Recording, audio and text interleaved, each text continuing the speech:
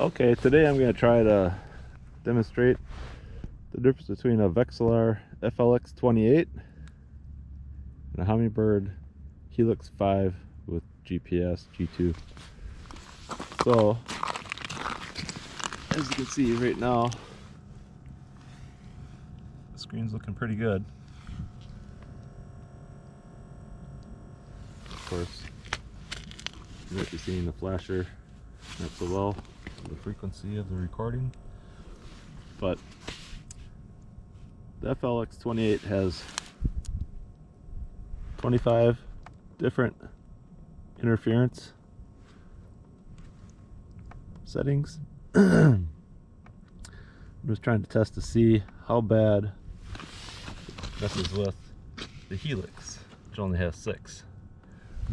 So as you can see, I'm on number 8, 9, 10, 11. So I have 0 interference over here with the Helix. So I guess that's pretty surprising. I thought it was going to be a lot worse, because usually if you've ever had an FL8, everything totally distorts the signal.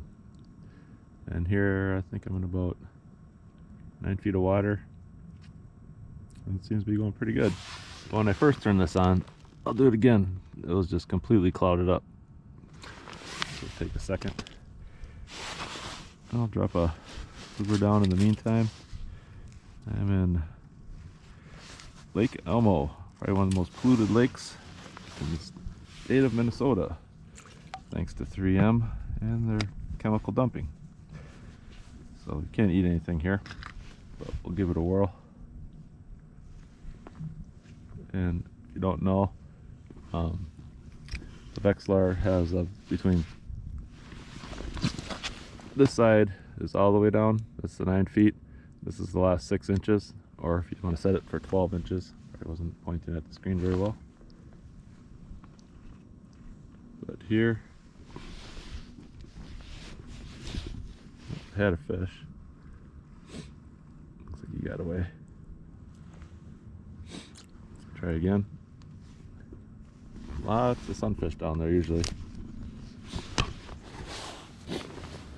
Sorry for the bad imaging. But we have typically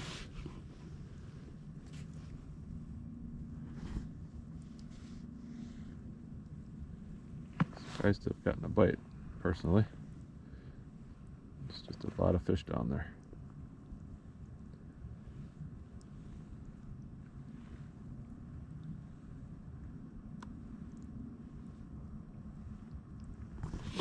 Turn my gain down. Alright, so we'll look at this other screen when it comes on. So here we go. Exit. See how bad? Oh, it cleared up almost. Let it think for a second. It's pretty clouded up. Last time I just let it sit for a little bit, and there it went. So there's this little checkbox here. You can press that. And that supposedly there's 6 channels to choose between, and here it says what channel you're on for the interference. It's 3.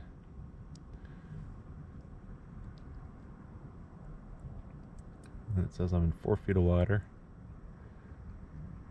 This one says 3.9 feet.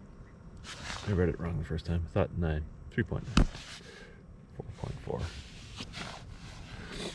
So it's not very deep.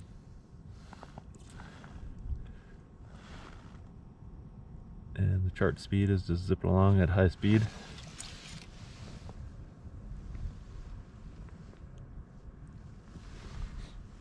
I'm going to set this thing down here because this is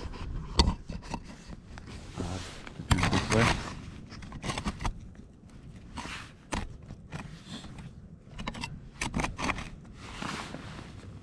Maybe you can see that.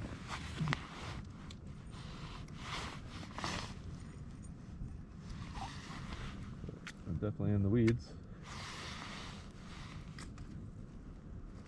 I'm just using this big spoon because I want to make sure something lit up.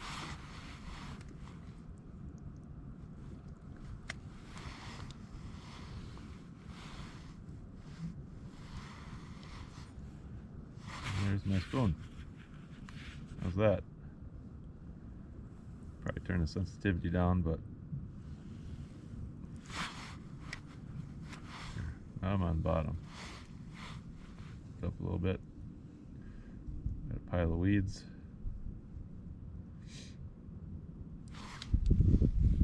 Third bottom up. Shake the weeds off. So I really like this little screen here.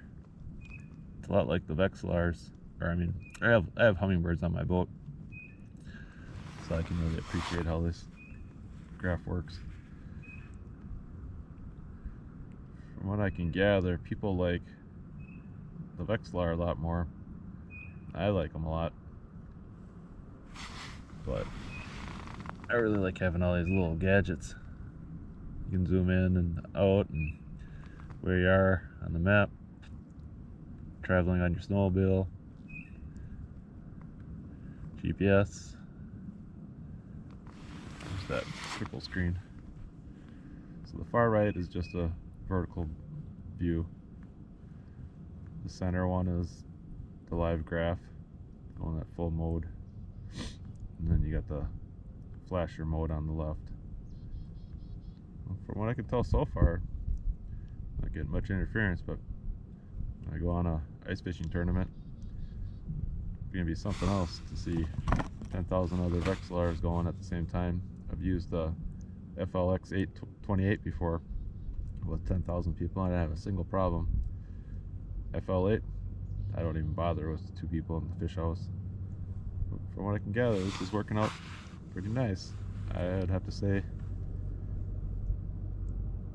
the FLX-28 is a guaranteed win. The Humminbird Helix 5, having only used it this short, brief amount of time, it's pretty impressive. I have a second battery just in case this battery doesn't last very long, but it's been running. I picked it up and let the GPS run for about an hour in my car just to see how the map worked out, and it only lost 10% of its battery, and I've only lost 1% of my battery since I've been here. So I'd have to say it's pretty good. I suppose you're supposed to get a lithium ion battery. I just have acid lead batteries. I have 2 of them, one for a backup. But yeah, I like it.